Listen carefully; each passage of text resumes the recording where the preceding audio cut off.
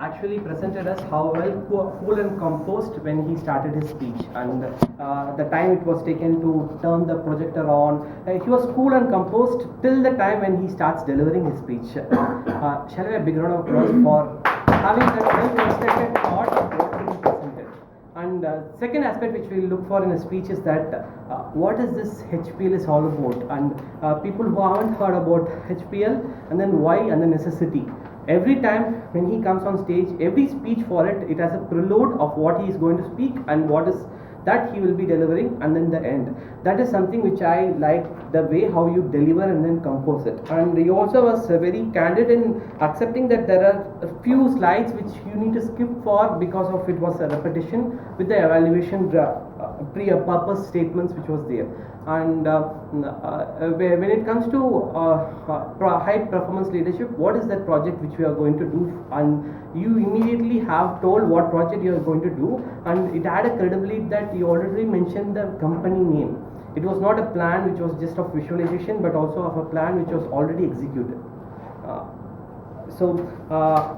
That is where I could quickly glimpse from your initial set of explanation, and also you had a well constructed something to learn from your speeches, like where you had what to give away. You had specific aspects of the tools available in Toastmasters for high performance leadership to be planned in a better way.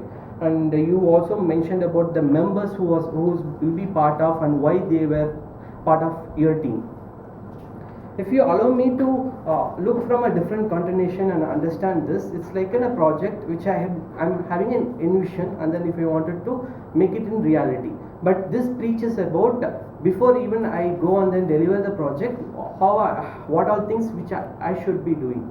So considering that as the objective, I could see, I could understand that you got the lead from an organization, but how that lead turned into perspective, if you could have given little glimpse, and then the perspective of how the conversation happened, what were the challenges, how you narrowed down them to take care of all the expenditures and only the expenditure to pay for TI.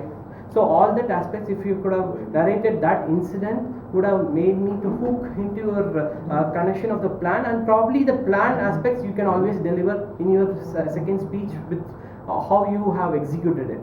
And second thing which I observed is you had chosen that content as an informative speech, and the information of how the project is going to be delivered and how you are going to plan it.